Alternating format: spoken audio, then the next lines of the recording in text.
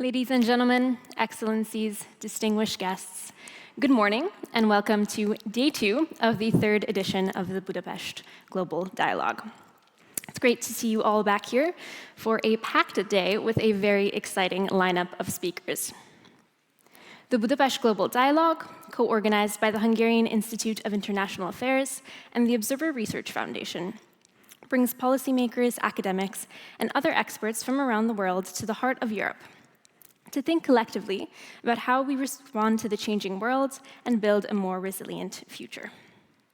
We will begin day 2 with a keynote address by Péter Szijjártó, Minister of Foreign Affairs and Trade of Hungary. Minister Szijjártó has guided Hungarian foreign policy through a decade of significant global transformation. And since this year's theme is Back from the Brink, focusing on the urgency of reconfiguring the international order, we are very lucky to have him here with us to set the tone for the sessions and discussions to come. We ask that you please remain seated after the keynote speech. There will be no break at this time. Our program will continue with a plenary panel discussion titled Sovereignty and Contestation: Has the Globe Finally Fractured?, which will explore how global multilateralism is being reconfigured and security redefined, and what this means for states large and small. Our first coffee break will take place after that panel. Now, without further ado, please join me in welcoming Minister of Foreign Affairs and Trade of Hungary, Péter Szijjártó, to the stage.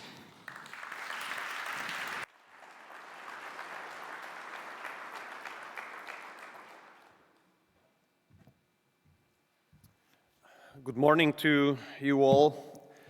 Thank you so much for the kind invitation. I'm really grateful that such a conference takes place in Budapest in a Hungarian-Indian cooperation. We are very happy that the team which organizes the Rise in the Dialogue has teamed up with our Foreign Affairs Institute, united forces in order to organize such a very timely conference. Although I'm not quite sure that we are back from the brink, but there is a brink for sure. That's what we all know, and I hope that at the end of the conference we will be closer to be able to answer the questions which have been ahead of all of us. And it's great that the title of the conference is Dialogue. This is what we stress for. This is what diplomacy should be about. Budapest is the right place for dialogue. Budapest is the location of freedom of expressing of our own opinion. No censorship, no pressure of the liberal mainstream. Here in Budapest, you are always welcome to carry out a dialogue based on mutual respect. And I do believe that during the current crises and challenges, it is only dialogue based on mutual respect which can bring us closer to the solutions of the challenges ahead of us. I think it's not a question that putting into consideration the period from the end of the Second World War, we are now in the toughest situation when it comes to the global security. And in the meantime, a totally new world order is being shaped before our own eyes. A totally new world order which is based on changing everything to what we have been used to so far. Totally new rules and regulations, totally new methodologies. Whether it's going to be finalized at any point of time, no one knows. When this point of time will come, no one knows. But what we know for sure is nothing's going to be similar as it used to be before.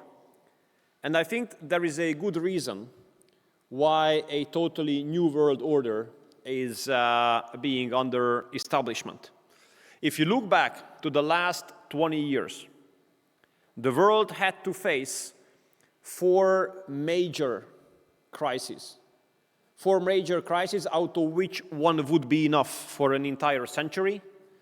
Now we have lived basically a quarter of a century, and we had four major crises. And what is in common when it comes to these four major crises is that Brussels has not been able to find and give the proper answers that led to the downgrading of the European Union, while Hungary proved to be able to find the right answers, which ended up in upgrading Hungary. And what is an impact of these four major crises and the fact that European Union was not able to find the proper answers is that the European Union has isolated itself. And one of the major changes brought forward by the establishment of this new world order is that European Union is no more a factor, neither in global politics nor in global economy. And if someone considers this as an exaggeration, may I raise the question that I observe it properly, that the European Union has no seat around the table where the topic is how to settle the crisis of Europe. So what are these four major crises? First, we all remember the collapse of the global financial system and a global economic crisis as a consequence. We all remember the liberal answer performed by Brussels: high taxes, social aid, unemployment aid, an over-ideologized policy on economy and energy. And what was the answer of Hungary? Restructuring the Hungarian economy, introduction of the lowest taxes of Europe, introducing a totally new labor regulation, establishing a very close cooperation between the education system and the economy itself, and a very pragmatic kind of economic energy policy based on the growing usage of nuclear energy. The second major crisis came forward 11 years ago, when a wave of massive illegal migration has hit into Europe. What was the answer of Europe? Wir schaffen das. Everybody was allowed and welcomed. And nowadays, if you walk along the streets of some big Western European capitals, and you are not aware where you are, you might be uncertain about the continent. While here in in Hungary, we have stopped illegal migration. We did not agree with the Brussels approach, namely, migration must be managed. We have fought against the introduction of the obligatory redistribution quotas of illegal migration. We have not allowed a parallel society to be established. We have protected our identity. We have made it very clear that we stick to our sovereign right to decide whom we allow to enter the territory of this country and with whom we are ready to live together. This must be our sovereign right. That right must not be taken away from us. And you see the outcome. Hungary is a country with 0 illegal migrants. Then the third major crisis came forward 6 years ago. We would have never thought that the healthcare systems of the biggest and richest countries would go on their knees because of a global pandemic. And we all remember when the President of the European Commission has ordered vaccines for billions of euros on text messages.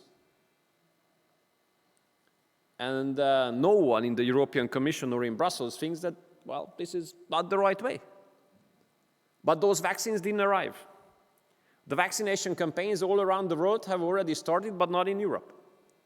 And then we decided not to wait for the European Commission, but to turn to the East. And based on our tradition, which is the case, we bought vaccines from the East. And we were able to carry out the quickest vaccination campaign of Europe. And we were able to reopen our economy among the first ones. Of course, we were faced with a huge propaganda campaign that buying vaccines from the East is dangerous. But there are some in the room who are Hungarians and have been children during the communist era, when we only got vaccines from the East, and my observation is that we are still alive. And the fourth challenge, the fourth crisis we have faced with has been the war itself. I don't think anybody would have thought that towards the end of the first quarter of Europe, there would be a war in the heart of the continent. And here a major mistake was, many major mistakes have been committed by the European Union.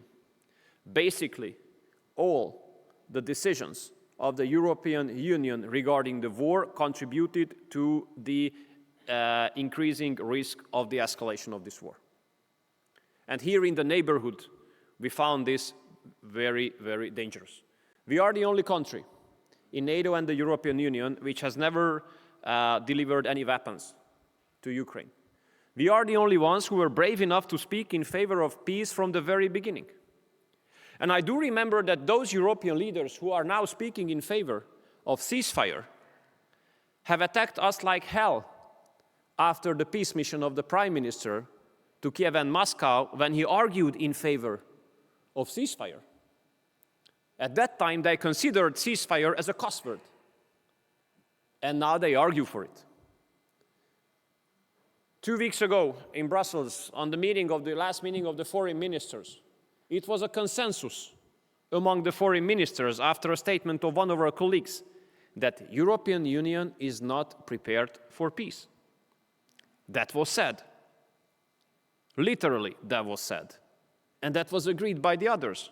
European Union is not ready for peace, is not prepared for peace. This is the first time it is being said openly that it is against the interest of Brussels to make peace in Ukraine. It is obvious that the European Union has been undermining the efforts of President Trump to make peace in Ukraine. Many of the people had a secondary feeling of shame when President Zelensky was escorted by the European leaders to Washington to avoid him making an agreement with President Trump on peace. If the Europeans had not undermined the efforts of President Trump, I do believe that peace could have already been made in our eastern neighborhood. And I see that there is a total frustration in Europe because of the isolation. As an outcome of that, European leaders consider the war in Ukraine as if it was their war, our war, which is not. Russia has not attacked any EU member states. There's a war between Russia and Ukraine. It is not our war. Ukraine is not fighting for us. Ukraine is fighting for itself. Therefore, we don't owe them anything. And we are heavily against of sending the money of the Hungarian taxpayers into a war with which we have nothing to do and for which we bear no responsibility. But look at the isolation of the European Union. European Union has isolated itself from the major players of global politics. European Union has isolated itself from the United States. Remember the competition among the European leaders since 2016. Who can make more nasty statements on President Trump? Remember that.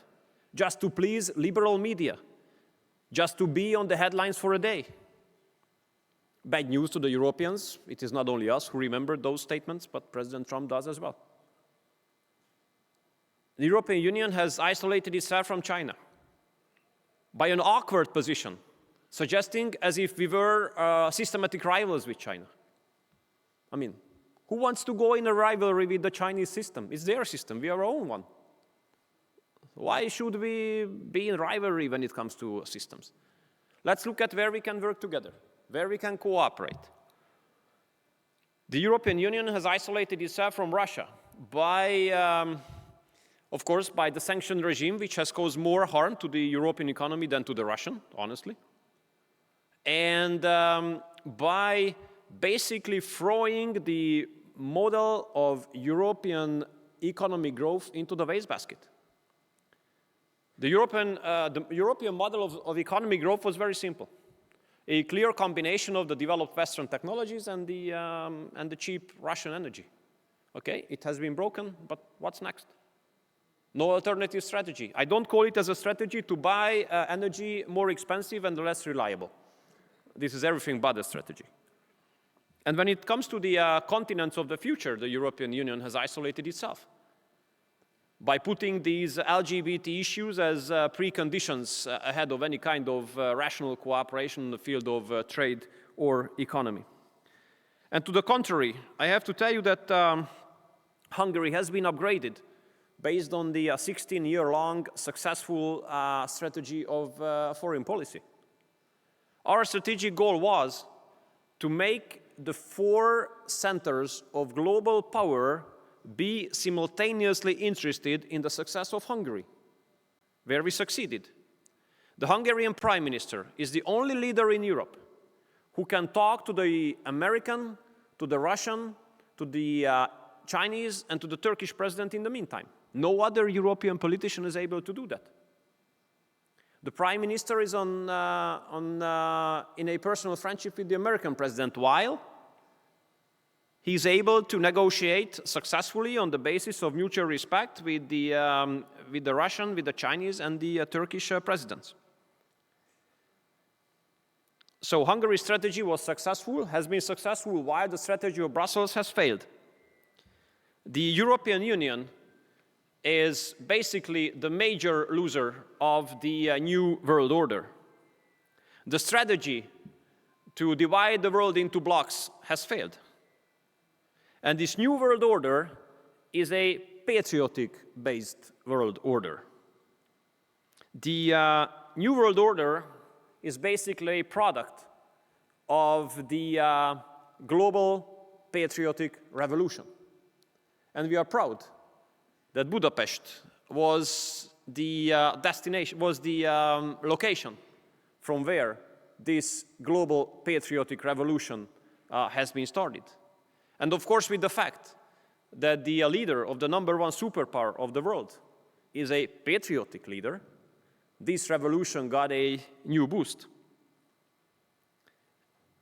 And this new world order is based, unlikely to the former one, is based on bilateral cooperations, is based on intergovernmental cooperations, is based on personal respect, where friendship and loyalty are values.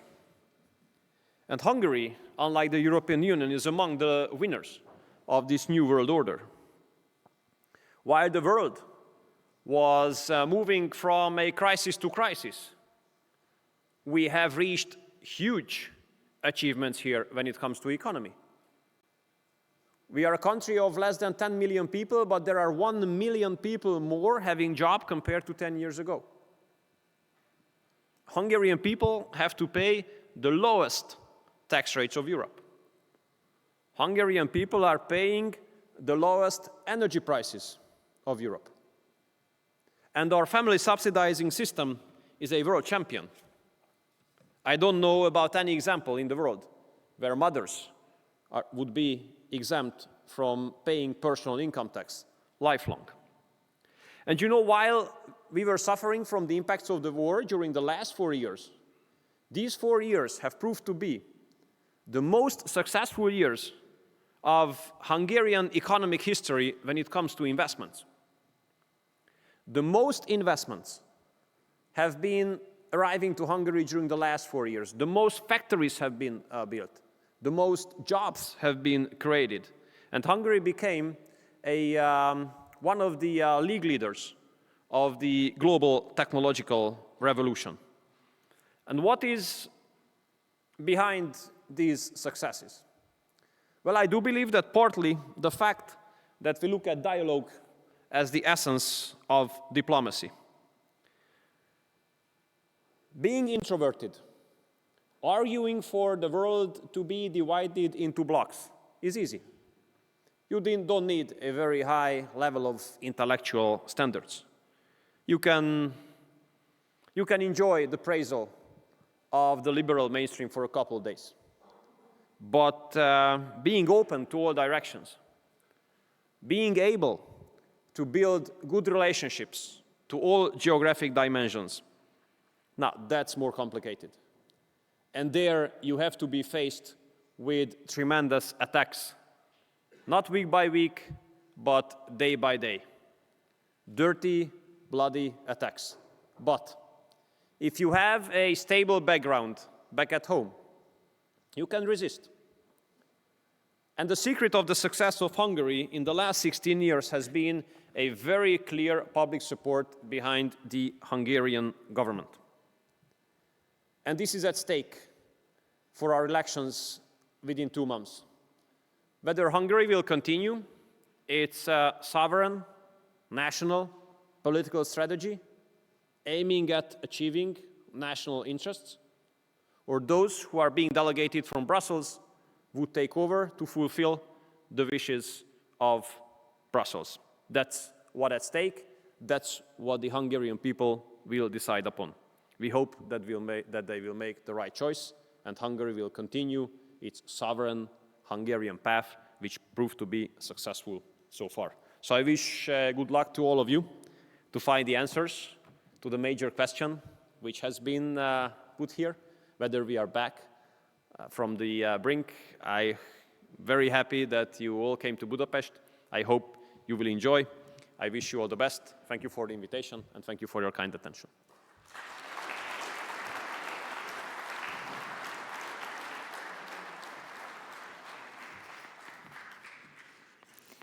Thank you again, Minister, for joining us here today and sharing your thoughts with us.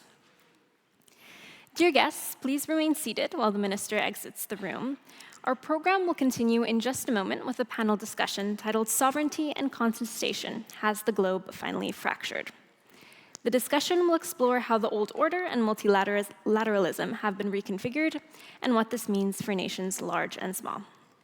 For this discussion, we have with us Dhruva Jaishankar, Executive Director of ORF America, Gladden Papen, President of the Hungarian Institute of International Affairs, who you also heard from yesterday, Thomas Greminger, Executive Director of the Geneva Center for Security Policy, Velina Chakorova, geopolitical strategist and founder of Face for a Conscious Experience, and Ivan Krastev, Chairman of the Center for Liberal Strategies and Albert Hirschman Permanent Fellow of the Institute for Human Sciences in Vienna. The discussion will be moderated by Márton Ugrosti, Deputy State Secretary in charge of the Office of the Prime Minister's Political Director. Ladies and gentlemen, please welcome our guests to the stage.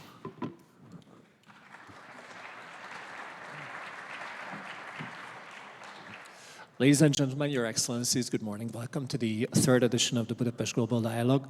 I would skip the introductions because most of these people next to me are very well known, and if you by any chance don't know them, just Google the conference program and you will find all the necessary information. What we're trying to disentangle here on stage today is that why the previous world order went wrong and what comes up next.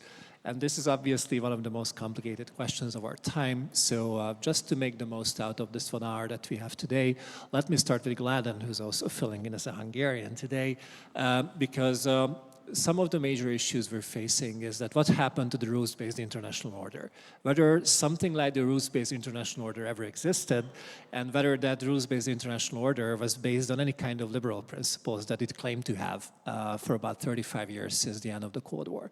So Gladden, you go first.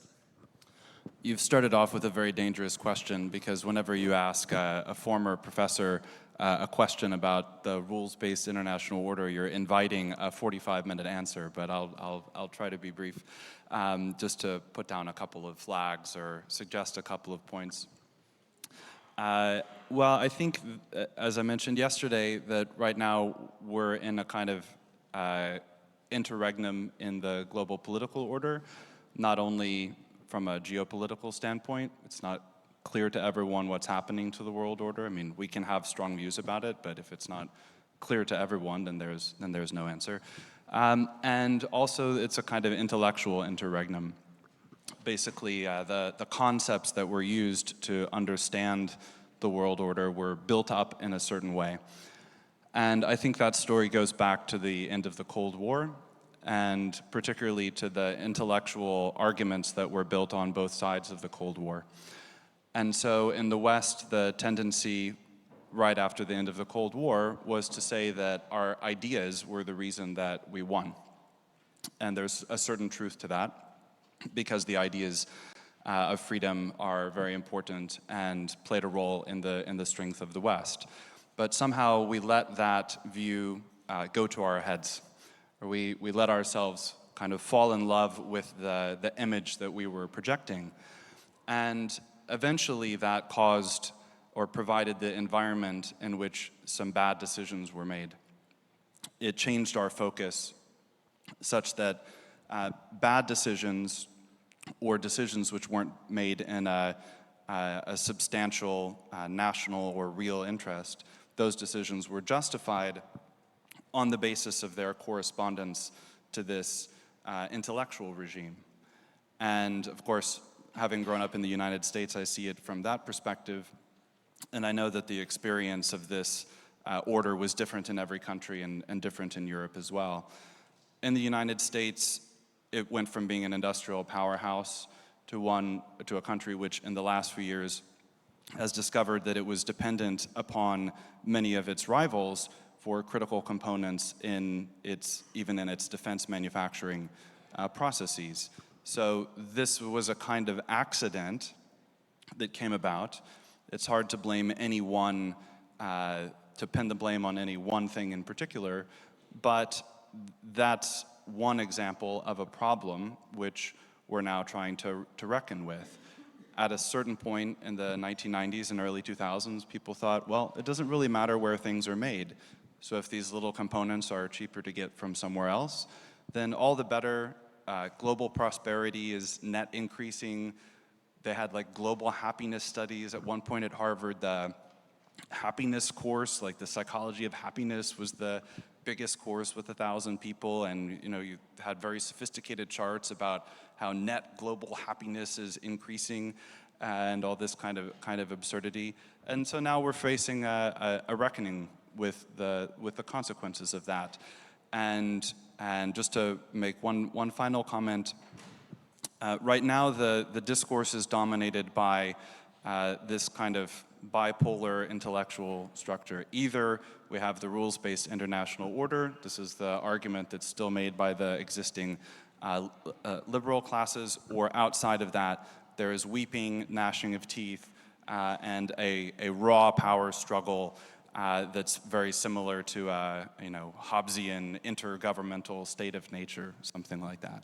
And so according to the rules-based international order crowd, the only way that we will obtain a workable international situation is by going back to and subscribing to the same rules, or recreating those, as Mark Harney said, among smaller groups of states. But instead, maybe there is a third alternative. We don't know exactly what it looks like, but it seems to me that unless and until states are able to articulate their own interests, identify their real strengths, seek to resolve weaknesses where they are weak, and come to a realistic assessment of their situation, unless and until that point is reached, we likely will enter an area of greater chaos. But the main point that I'm trying to make is that I think this bipolar intellectual structure, where it's either the old order or there's something that's completely chaotic, and this is used to kind of bully us into one way of thinking, I think that is a structure that's rapidly falling apart. Ivan, I would like to turn to you because you've been looking at both the rules-based and the liberal components of the world order that existed up until the very recent times. was it truly so, or were we just required to believe that there is something like the rules-based order? Because if someone looked at the history of the last 35 years, you might also quote Orwell, who said that all animals are equal, but some animals are more equal than others, which was clearly the case when it comes to global politics. And if you could also focus a little on how this touches upon Europe as an entity, that would be, I think, very enlightening. Yeah. Thank you very much. Is there or not liberal order very much depended where you sit. And from this point of view, for sure, there was rules and there was double standards. This was there.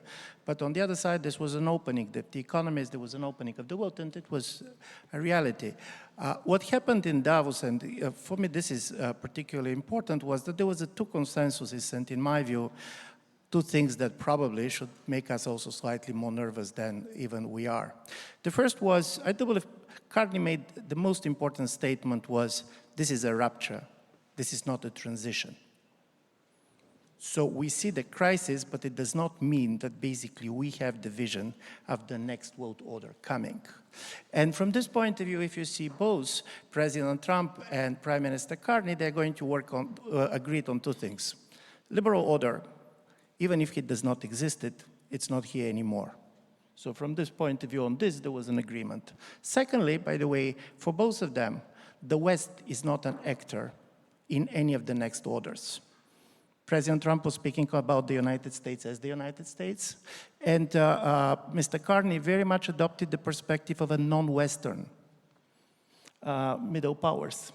When he talked about basically the hypocrisy of the international order, this was the major criticism coming from countries like India or Brazil or others.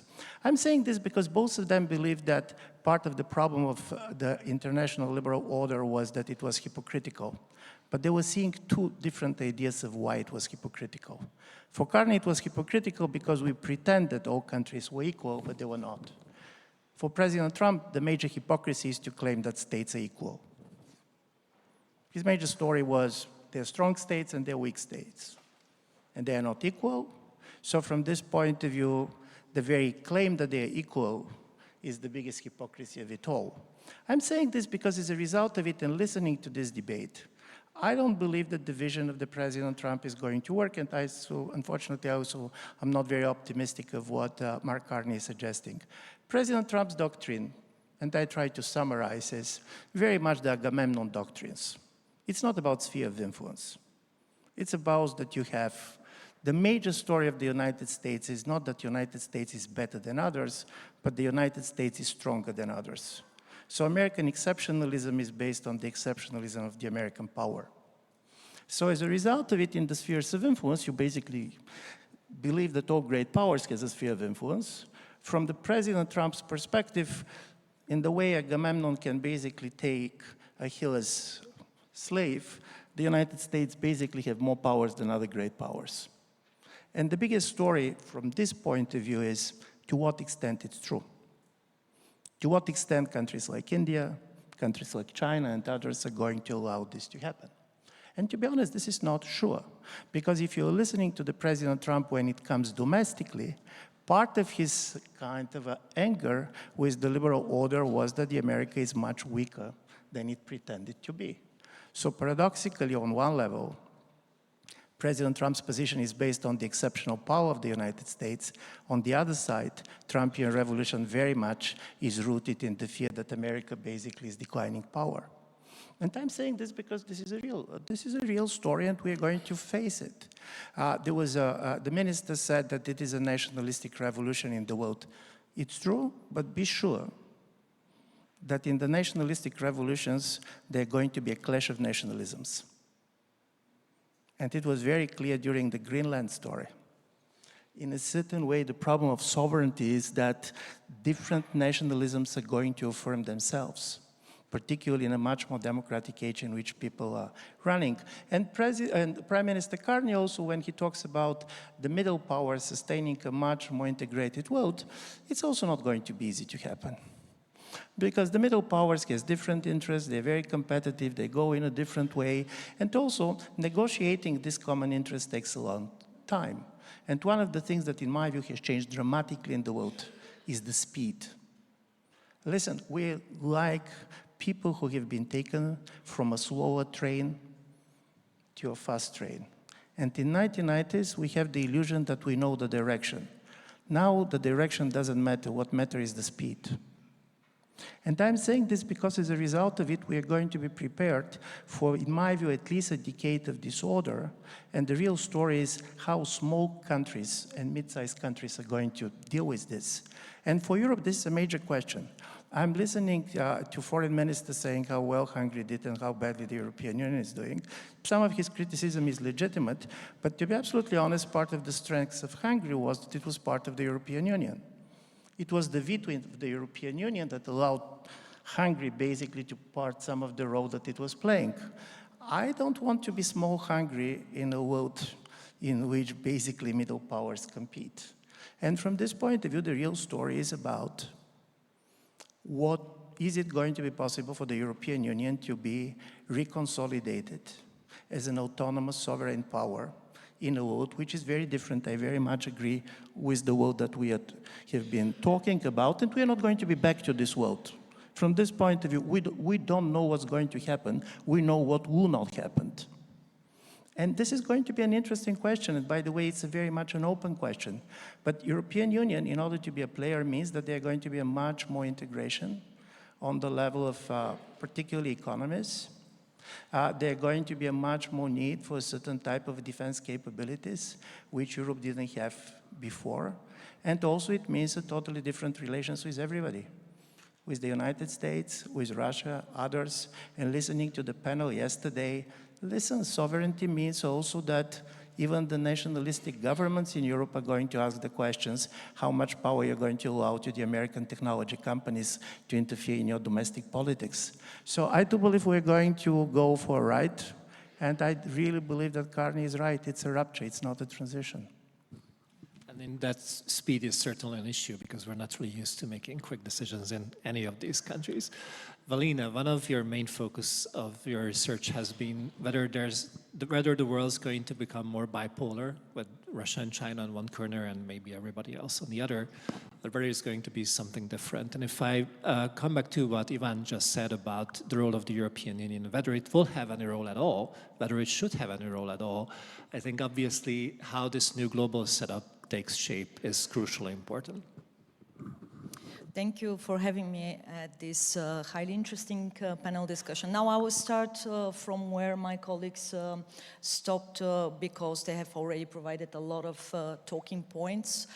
And your question entails two different dimensions of an answer. First, of course, related to a new phenomenon in the international relations, one that basically no one predicted, no one foresaw happening. That is the modus operandi of strategic coordination between China and Russia, meanwhile in all systemically relevant domains. And if somebody had said that 10 years ago, like I did, the person will have been more or less coined quite idealistic about certain geopolitical developments because, as we all know, China and Russia are natural rivals. They have never been close in the bilateral relationship as they are right now in 2026. So this is a new reality, and this reality is one structure of many that is actually affecting the global system and is also having an impact on all three dimensions of international relations that are relevant right now. The one being hard power in a sense of not just use but also threat, and also the statecraft behind hard power, because you not always need to use hard power for the sake of national interest. You can just extrapolate or use the function of it, as we've seen in some cases with the threat of use of hard power. The second dimension being the geoeconomics, which is the statecraft applied to, again, national interests in the field of trade, in the field of economy. We have a full plethora of, meanwhile, of measures by states, and by the way, not only actually states like like United States right now when it comes to Russia, for instance, but also the European Union as a middle power is using this geoeconomic statecraft to bring about certain outcomes. And the third dimension, of course, is technology, because we are in the middle of a fourth industrial revolution. The winner takes all. This is the mindset. We have two front runners, everyone else. That means also middle powers such as the European Union are actually lagging behind, and either they will be joining one of the front runners or they will have to come up with a third solution. We don't know yet. We are in the middle of it. So it's a full swing of three different dimensions simultaneously happening. So the response by China and Russia right now is that they have to stick together, because by sticking together, they reduce the threat to domestic instability and chaos. So they want to actually prevent the chaos from outside, the volatility from outside entering their space. Think of the military purchase happening in China. This is a clear example, but also because of the overlapping interests, and this is the second dimension of this dragon bear. Why is it so actually efficient without the necessity of entering any strategic alliance, without the need to enter a military pact? They haven't signed really, I mean, they have signed, of course, joint declarations, and they have an agreement which is now 25 years plus old, but the reality of this modus operandi is that it's actually happening through organic top-down coordination, meanwhile in all relevant levels. And the second main factor why it's still strong, and it's getting stronger, is of course their common approach to this, what Ivan actually outlined, Pax Americana. The United States have a mindset that they cannot allow any other strategic or systemic rival to emerge on the global arena, that they will be the only power that will write and underwrite and impose the new rules of the game. That is the mindset of the Americans while entering this new phase of the international relations, and the Chinese and the Russians want this to prevent this. So to go back to the question, it's not a rupture, it's not a fracture. We are not there yet. We are still very much intertwined. The Chinese and the Russians are coordinating to reshape, to change certain realities, of course, for the sake of their interests. When it comes to the Europeans, now we are in a very awkward position. Our main strategic ally is fully entering all these arenas of competition with the mindset to win. And we haven't developed a mindset to win. We don't know actually what winning means. If you've asked this question to every European capital and to Brussels, they have different answers to what winning means. Winning with whom? Who are our partners? Who are our allies? Who are our rivals? Who are our competitors? So in that sense, I think that Europe is currently sitting between two geopolitical chairs, but also two geoeconomic chairs. And on the side of technology, I also don't see the answers. Yeah, I agree, of course, no technological supremacy should be allowed to interfere with the own sovereignty, but at the same time, what's the answer to that? What's the alternative? So the point here is that there hasn't been an answer to the dragon bear phenomenon. In fact, Russia would have never started a war of that scale without the sustained long-term oriented support by China. And China now in 2025 clearly said it's not in our interest for Russia to lose the war against Ukraine. So what are the Europeans doing about it? And I think that this is a clear sign that we are now in this next phase of these international relations. And what's the next phase? It's managed confrontation. We cannot allow this system to enter into a stage of a full-scale abyss, full-scale collapse. Nobody wants a collapse. So the dragon bear is still cooperating. The Chinese are cooperating with the Americans. The Russians are now talking to the Americans. Everyone is talking to everyone. And I think that for the middle powers, it's going to be much more difficult to navigate these formats of talking, because yes, behind the talking there is a lot of action happening. So you need to also provide the backing to the talking. So first, define the agenda of talking. I think this is for Europe the absolute must in 2026. And second, bring about the actions that will actually back this talking. And this is what the Chinese and the Russians are doing in 2026 in all fields, from commodities and energy to trade and economy to technological cooperation, dual use, transfer to security, defense, and space coordination. Thank you very much for this comprehensive overview. What really strikes me in these conversations is that everybody talks about how the previous system is unraveling and there's something new coming up. But even if we talk about multipolarity, we end up with discussing the West and the dragon bear on the other hand, which are basically two poles. So enter India. I think India has arrived to this juncture a little bit earlier with the India First policy and Prime Minister Modi's new ideas and new posture of Indian foreign policy about 10 years ago.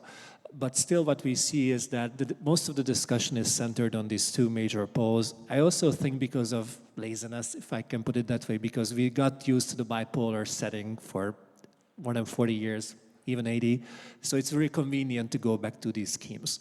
How you can break that up and how you can navigate between these two poles, especially if you want to become a pole on its own right. Thank you, and Jorgel Kivanok, and it's really good to be back here in Budapest. Look, there's not a lot to add. We heard a lot last night, yesterday evening, this morning from the Hungarian foreign minister and from my co-panelists already, and there's a lot to agree with in what they say. But I think, just taking a step back, international orders come and go. Right? There's still a lot of nostalgia for an old international order, particularly in Europe. I see that a lot. In India, we don't necessarily share that nostalgia for the post-World War II international order. It was a difficult time for India. But I mean, just to put in some context, the room we're in dates from 1896. There have been 5 international orders at least that have come and gone since this was built, right? This was a decade after the Berlin Conference, which carved up Africa. This was the heyday of the colonial sort of international order. We had then sort of World War I, we had an interregnum, a brief interwar international order. We had arms control treaties from that time, which people forget about now. And then World War II, obviously the Cold War. The fact that we can't even come up with a single name for what followed the Cold War is quite telling. And perhaps historians of the near future will delve into that. We'll have a consensus, but whether you call it the post-Cold War order, the rules-based international order, the liberal international order, somewhat reveals one's approach or one's attitude towards that. The one thing I think that all of these international orders have, which we sometimes skirt around, is they all required either a hegemon to enforce that international order, which actually Carney in some ways referred to in his Davos speech. In some ways, there was always a double standard because you had a hegemon. Or it required a concert. That is, the great powers had to come together and figure out some broad rules of engagement for the international order, which is what happened in Vienna in 1815. It's what happened in Berlin, and it's what happened in San Francisco after World War II. So, neither of those things is going to happen soon. We don't have a hegemon, or at least a country that is willing, wanting to behave like a hegemon right now, nor do we have a concert of major powers that are willing to come together and change the rules. We can go over all the reasons why that post-Cold War international order came to an end. Elites versus populism, immigration, inequality, COVID, conflicts. But in some ways, another breaking point that hasn't, again, been mentioned much so far is the collective realization of overdependence, that every country was overdependent on others for something, whether it was for energy, whether it was for security, again, particularly relevant in the context of Europe, less so in Asia or the Indo-Pacific, whether it was for immigration, and whether it was for the means of production. And that's something that even implicated the United States as well. So we have this, I think, again, we can all sit and diagnose the problem. But the question I think everyone is contending with, even though we recognize this problem, is that everyone is in some ways overdependent on the United States for markets, for technology, and at least for Europe for security, and overdependent on China for the means of production. So again, we're reverting in some ways to a world where there's stronger emphasis on sovereignty, on hedging, where everyone is seeking multiple partners and multiple options, seeking new markets, but struggling again sometimes to reshore or bring home domestic production. I would just sort of end on the idea again, not rocket science. I'm a little more skeptical that this interregnum than Gladden was. I think that this interregnum will last for the foreseeable future, because I think things are coming to a head, and I'll give you why. That one is, I think there are just geopolitical contests underway, three major ones that I will briefly mention, and the resolution or the conclusion of these, whether they are active conflicts or peacetime security competition, will have a profound impact on shaping whatever emerges out of this. So whatever the conclusion of the Ukraine war looks like will have, again, whatever you may think about it, will have implications for Europe and for Russia directly, and for others indirectly. Whatever happens in the Middle East, where you have multiple, quite powerful, quite potent and independent actors, as well as major powers involved in various ways, is going to have implications for the future international order. And whatever happens in the Indo-Pacific, which is turning into a much more zero-sum competition between the US and China, even if we may have over the next 12 months an attempt to engage by the Trump administration to engage with Beijing. Whatever the outcome there will also have a very significant effect on China's ability to play a major role in the international system, or the United States continuing a role. But there's a fourth factor as well, in addition to these theaters of geopolitical competition, which is technology. And in certain key emerging technologies, right now it's about AI, in particular the focus is on AI, but it is beyond that in some ways. It's going to be much harder to hedge. It is going to be very difficult for countries to say, I want to borrow a piece of this from here and this from here and integrate it all together without it having a security, sort of domestic and very deep economic and security impact. And so again, we're moving from a clash of civilizations, if you will, to a clash of automations. This is going to happen. And so I think some of these decisions are going to have to be made even starting now, and maybe they already have. There is a certain path dependency that is going to bring to an end this interregnum much sooner than we think. And so if we're having this conversation a decade from now, I don't think we will be saying, throwing our hands up and gnashing our teeth about the end of the old order. We will be discussing something very different and very new. It always fascinates me that how we always get back to the idea and the threat of uncertainty when it comes to international relations and inability to predict what's going to happen. And I absolutely agree with you that technology is a dimension that we often overlook because everybody is focused on hard power, number of ships, everything else, which we know. And technology is moving ahead so quickly, it's really hard to keep track of. Thomas, I turn to you finally in the first round. We tend to say that in Europe and also for smaller countries, the margin of error is really low when it comes to understanding the new system, which is coming and finding our place within that. And Switzerland has for a very long time been very successful in navigating this uncharted territory. But I wonder if this new setup which is emerging is still something that small nations can understand and influence on the other hand as well, because if you want to shape the world in a way which benefits you, you obviously have to take a stake in that, and you also have to take responsibility for what's coming up next. And I think one of the major questions about sovereignty is that if you make sovereign decisions, you are responsible for those sovereign decisions, whether they're good or bad. And this is also, I think, part of the reasons that frustration with you is growing, because occasionally the responsibility part goes missing. Well, thanks, Martin. Thanks for having me here in Budapest. And I will be pleased to say a few words about the potential of middle powers, and I would consider the country that I come from as a middle power, even though we Swiss would define ourselves as a small state. But I think when we look at the characteristics of our foreign and security policies, it is very much the one of a middle power. And I do share Mark Carney's assessment of the potential of middle powers in reshaping the world order, provided they act, they cooperate more systematically and more collectively. But let me first say something about this old order or the previous order that has been referred to here last night and this morning. You know, I'm not fundamentally contesting that there is a rupture in the world order and that, you know, we face the challenge of amending the order.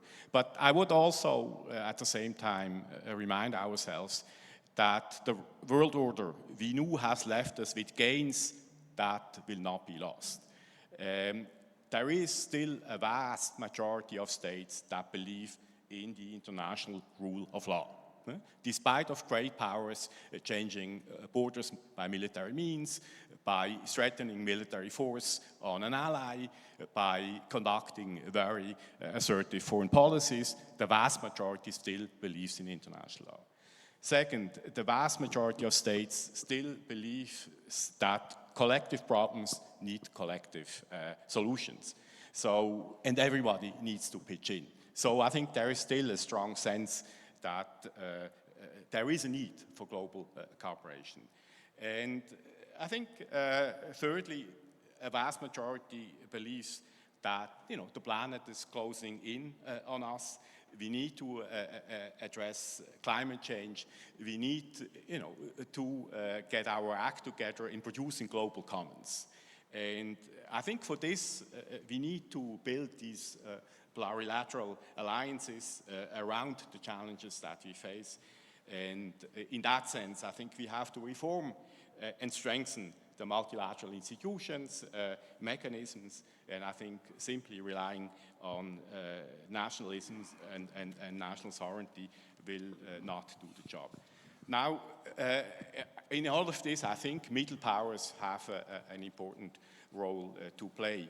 Now, let me perhaps say a couple of things of what makes a middle power. Obviously, you could kind of, you know, start out with everybody that is caught in between the three hegemons is a middle power, but I think that's not very practical. So, in my sense, there is a material capacity, how you use and project power and exert leverage. There is a willingness, a political commitment to lead on specific issues, to be a bridge builder, to be a peacemaker, to be a multilateral reformer. And then obviously, middle powers' role is very much relational. They operate they have to maneuver in a space between great powers and small ones. And I alluded to it, it's also, to an extent, a matter of self-definition. So, for instance, I ask myself, does Hungary consider itself as a middle power? I'm not sure. As I said, the country that I'm coming from has this self-identification with a small state, just like, for instance, Qatar has, Norway, Singapore. But then if you look at these countries' behavior, it's clearly a middle power behavior. Then I think while it's important that these countries are super agile, they also need to be predictable and reliable. I think a solid reputation is absolutely key for middle powers agency. So you cannot be totally transactional. While flexible, in choosing your alliances, but there needs to be, you need to stick to a series of principles. And perhaps finally, what I think is important for a middle power, it's the political commitment, I said, to act and to shape international relations, but this needs to be combined with diplomatic tradecraft.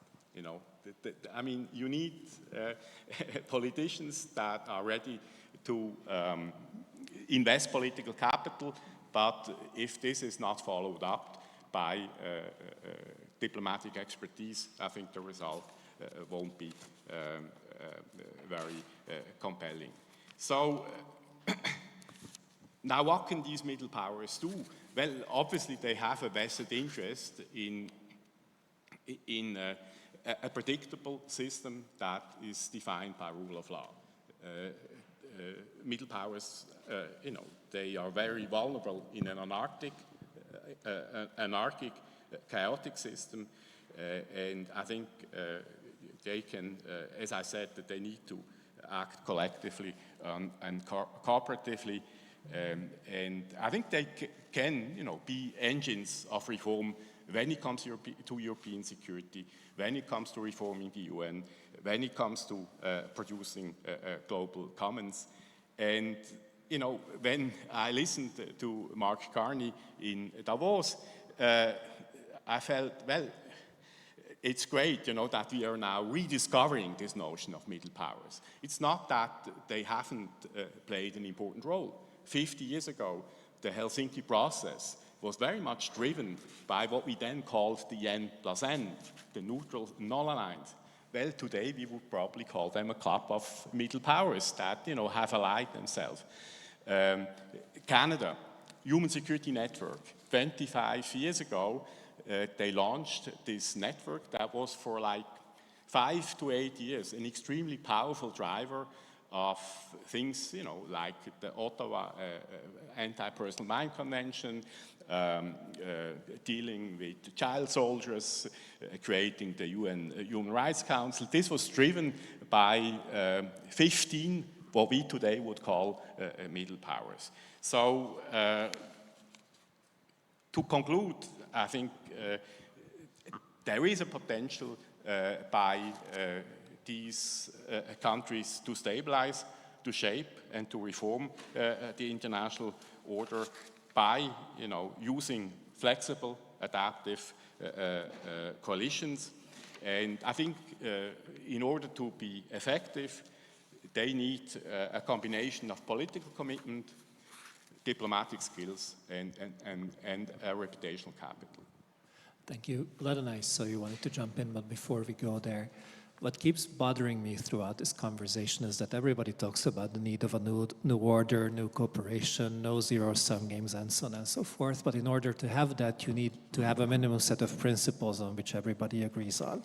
And I don't see that consensus emerging for now. And we talk about sovereignty, we talk about economic statecraft, we talk about might makes right, we talk about multipolarity, all those kind of things.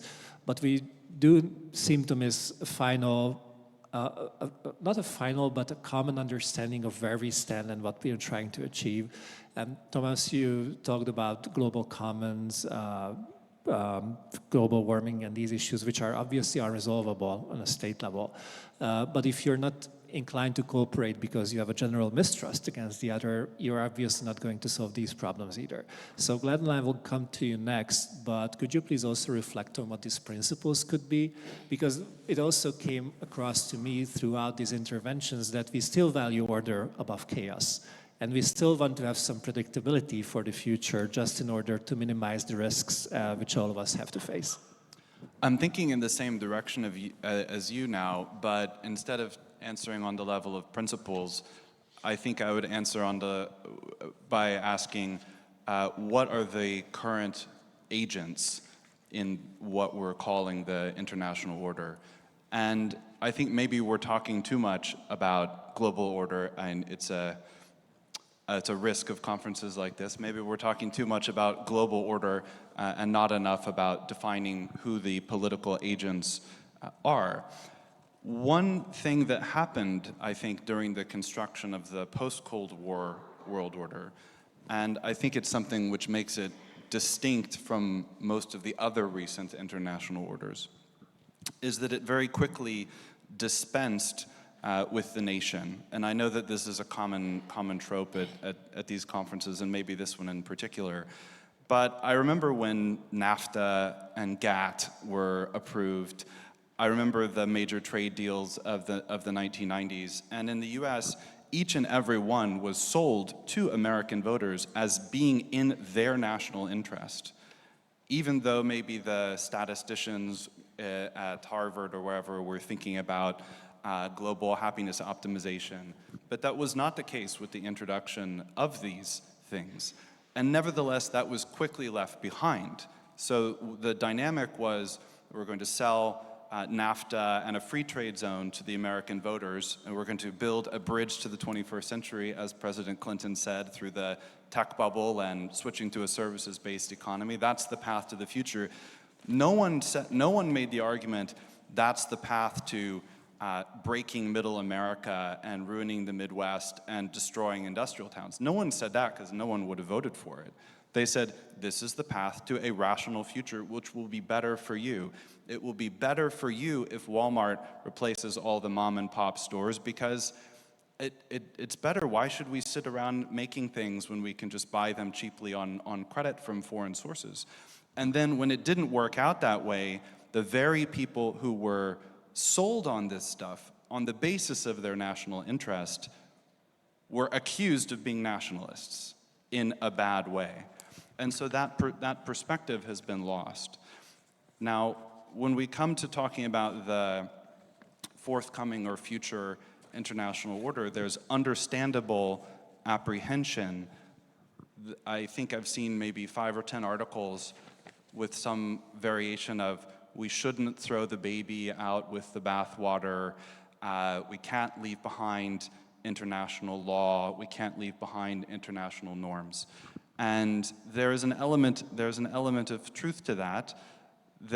Maybe the world of international law became too overgrown, but if we accept that there's a jus gentium or a right among nations, for example, that if we accept that there is a principle of just war and that there are unjust wars, then the question is what framework is going to secure them the best? This is also, leading back to this agent question, this is also the question in Europe. From the Brussels perspective, an ever closer union that is more economically rational is more rational. That will be better for everyone.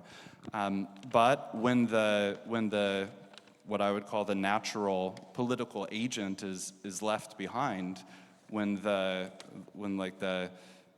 actor that really functions in the international space is forgotten, ultimately worse decisions are made. So what is the situation there? I think many nations of different sizes are facing the reality that what they thought was going to be a source of their strength, like they joined the international order because it was sold as being beneficial to them. Many have recognized that it wasn't, and they have to evaluate and return to their sources of strength. That will be different for every country. It's based also on tradition and history, and there's a kind of path dependency to it.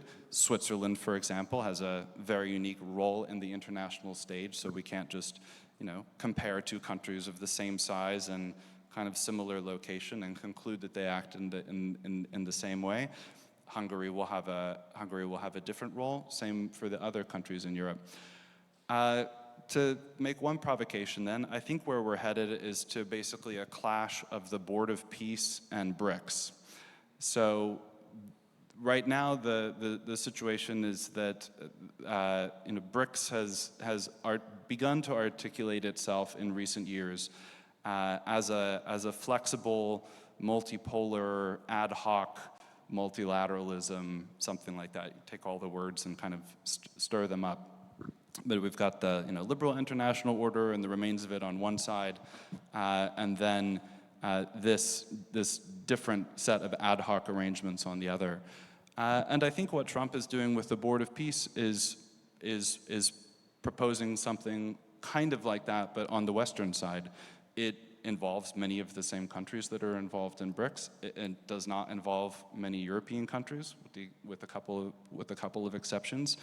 It depends upon, say what you will about it, it's easy for one to roll one's eyes at these new constructions which are coming up, but it's trying to be based more clearly on national interests, where the leaders who are involved are making ad hoc agreements, and it may encroach upon the dragon bearer. It may encroach upon certain countries that are closer to the BRICS world. So maybe that's where the clash lies, or not the clash, but maybe that's where the contest lies. There are, like, nations have their own interests. There are goods in the international space that many of them agree upon. There can be ad hoc agreements about water, energy, nuclear cooperation, trading zones, and maybe it'll be more overlapping. But I think, it was early in the Trump administration. I think even Secretary Rubio said, well, it's clearly entering a more multipolar era, but from the US perspective, not the one that's articulated by the BRICS powers. When the Russians talk about multipolarity, they were making an argument against the Western system. So again, I think that's maybe a hazy area, but I think that's where this logic is going to take us. Ivan, the principles are one of the questions, but the other is, coming back to what you said on the European Union, is that whether we can define the European interest as the sum of the national interests of European countries, or whether there's a separate set of European interests on which we might have to find some common understanding in order to be more successful in the years to come. Thank you very much. And to be honest, I am slightly less enthusiastic about Board of Peace. For me, it always looks like a private golf club in which you go with $1 billion contribution. But I'm saying this because for the European Union, it cannot be taken for granted that in this order is going to act as an actor. European Union can become an actor, can become a middle power, it can fragment. And this is also quite clear, because the problem is if we're going in economic terms to also move to a space which is much more protectionist, what is the size that you can protect? Can Bulgaria go protectionist? What is the economy that you're going to protect exactly? So from this point of view, the size matters in this world which we're talking about. And for the European Union is how to be an actor in this world. And this is not an ideological question, it's about the problem, can we be such an actor? And here many things are going to be not easy. Because countries and Europeans, we can have common dreams, but our nightmares are very national. For example, when the foreign minister said the war between Russia and Ukraine is not Europe's war, it sounds in one thing in Budapest, but try to say this in Tallinn or in Warsaw.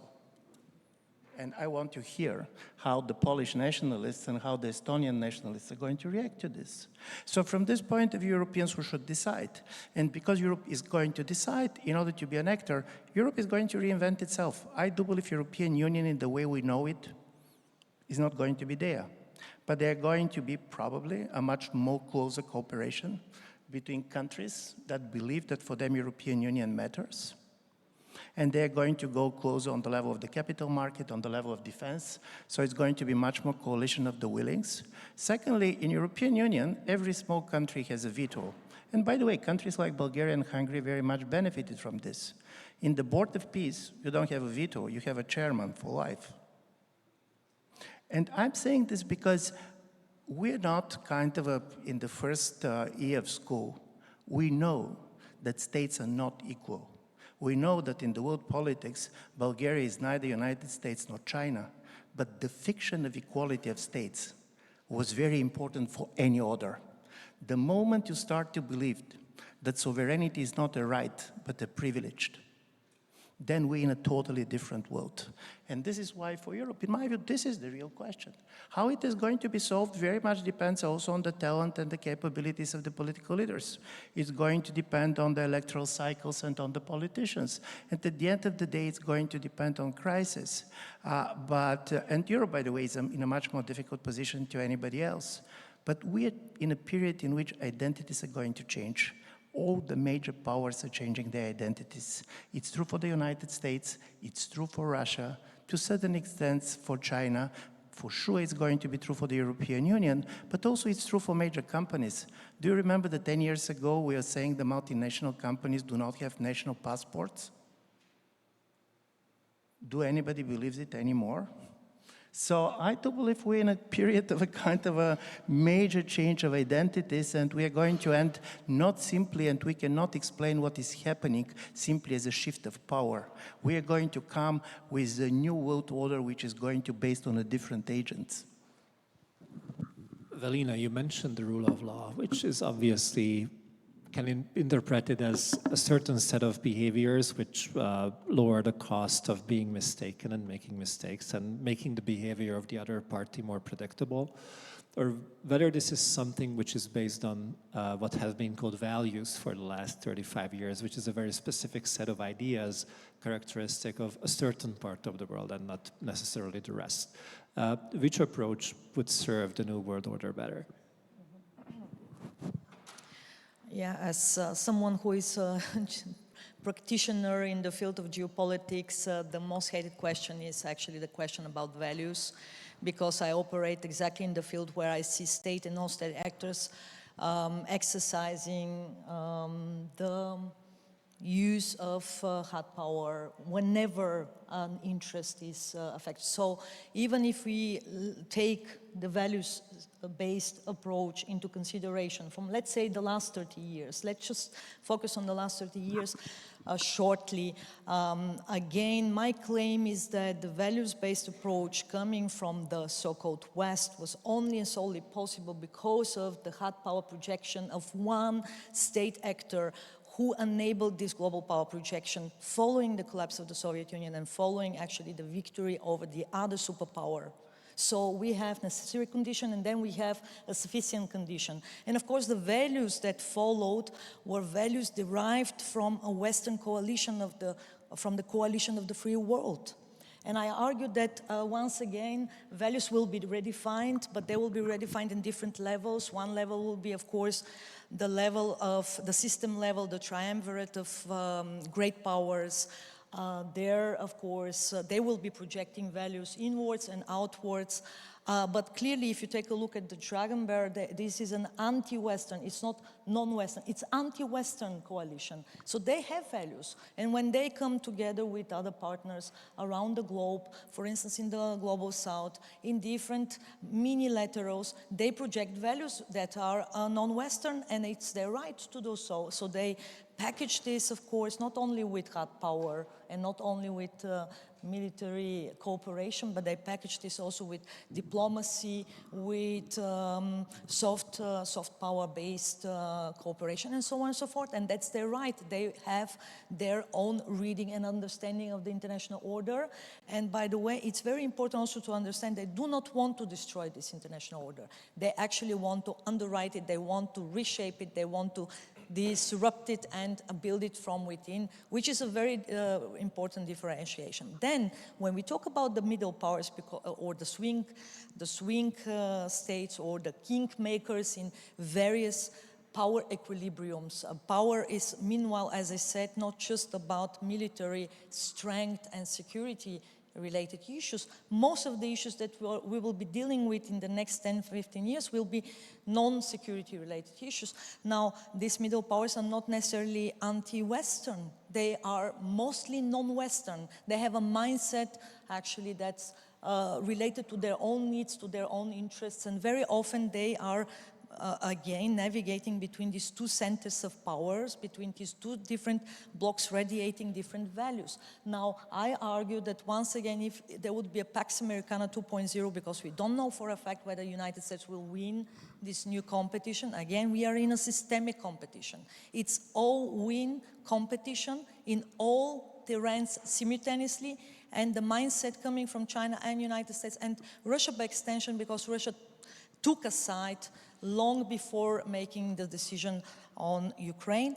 There the things are clear. So here the question, of course, is what kind of values will the United States be projecting to the world, to its partners, to the new free world coalition, because there will be one, probably with reshaped values, not the values that we know from the last liberal, rules-based order, but there will be values linked to it. Will it be the freedom? Will it be the ideological part? Again, a communist party is in charge when it comes to the systemic competition, but we don't know for a fact, but this will be decisive this time.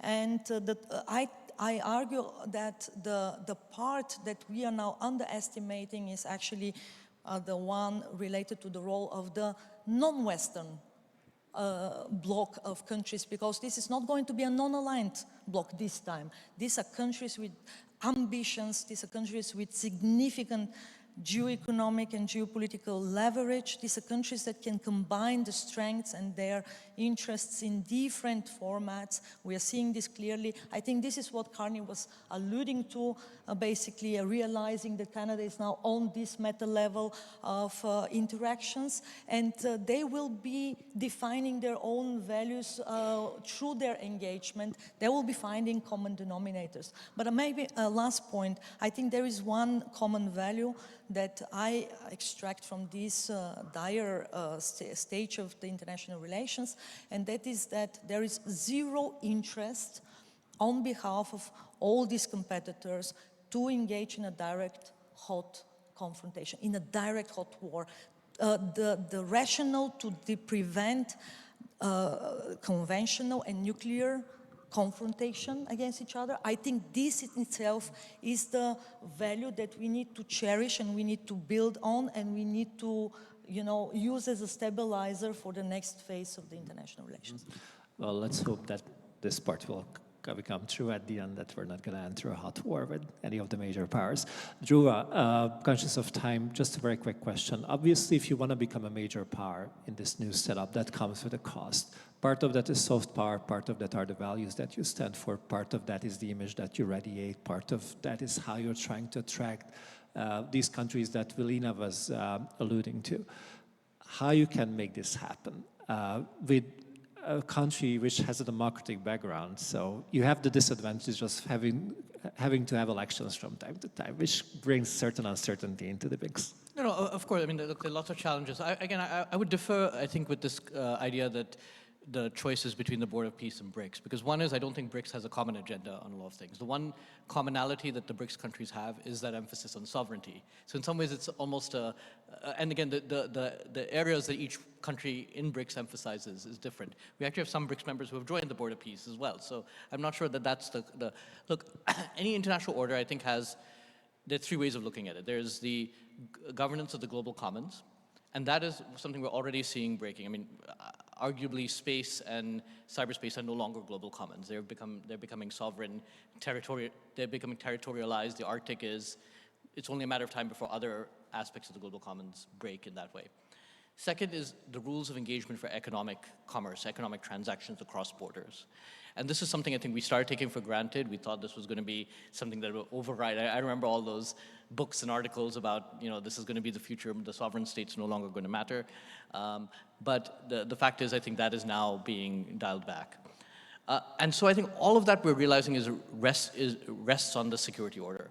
And until that is resolved, the rest of it, I think, will all flow from that, right? Which gets into, I think, 4 very interesting debates that are taking place internally in 4 regions. I'd say in Asia, we have the clearest idea what that debate is, which is, are countries comfortable with a Sinocentric order or not?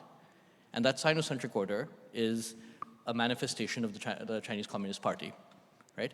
So actually, I think Edward Luttwak is here. He has, I think, the best description of what that is, slightly provocative description. But I think that is the internal debate. And what we're seeing, for example, in elections in Japan right now, is the Japanese public resoundingly saying, we are not comfortable with that Sinocentric world order. And it's playing out differently in different capitals. The second one, I think, is in the Middle East. Are we going to go in a direction of a more progressive Middle East or more conservative? And in some ways, the litmus test is that recognition of Israel is in some ways a bit of a litmus test to that. So that is what happens in Iran is going to affect that. The third debate is a European debate, which we're part of. Ivan actually just very nicely captured what the essence of that is. And the fourth one, the one that I think is the most uncertain that we're all watching, is the debate in the United States. And even within the Republican Party, there is a debate, because there's not a common idea of what those values are that they stand for. Is the future a realm of influence future? Trump would like to see maybe a new Yalta, right? Is that good? Is that something? But not everyone in his party agrees with that view, right? Is it a more recessed United States? Is it an alternative international order? I mean, remember, only 17% of Americans right now back MAGA or associate themselves with MAGA within the, so it's not the, and so I think we're having a very schizophrenic debate in the United States. And these will all affect the question of values.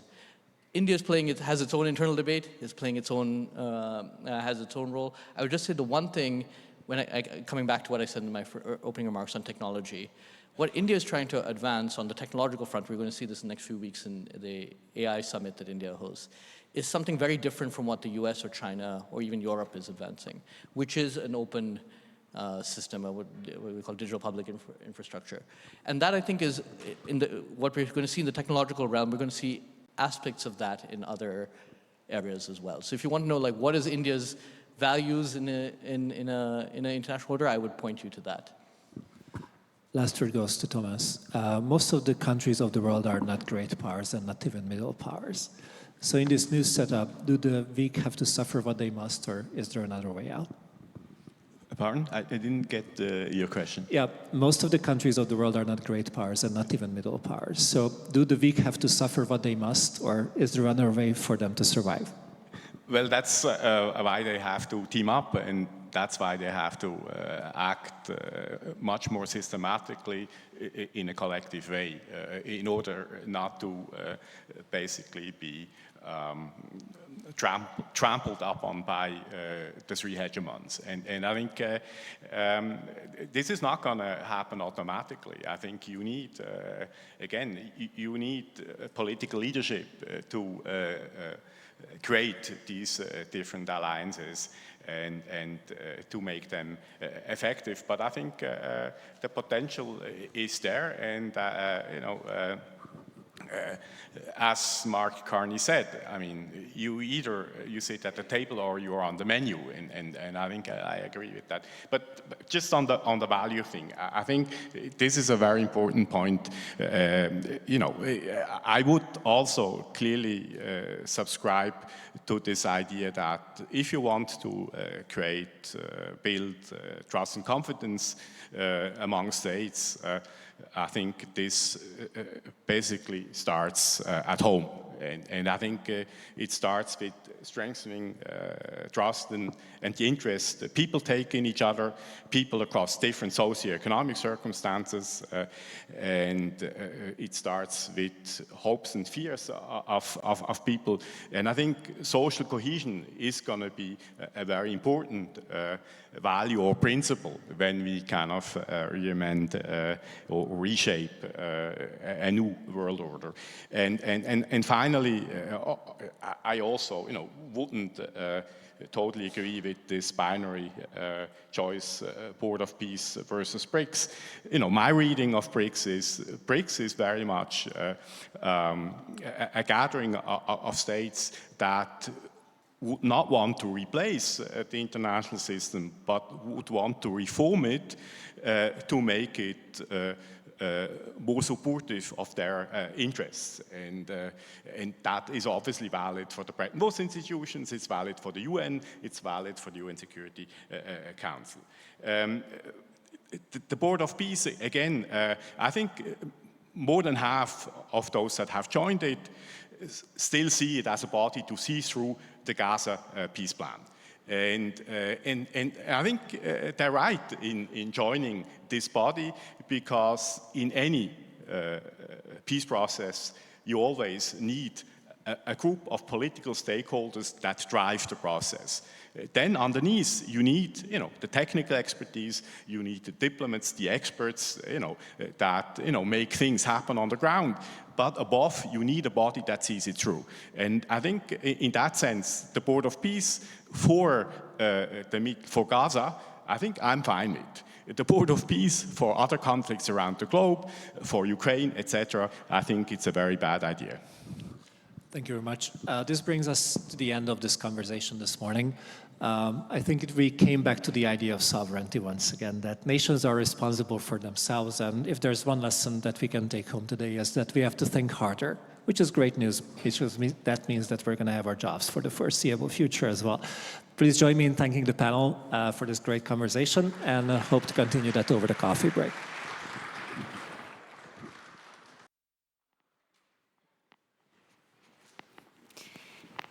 Thank you so much to all of our speakers for such an engaging opening session this morning. It's now time for a short break. We have some coffee, tea, and other refreshments waiting for you outside.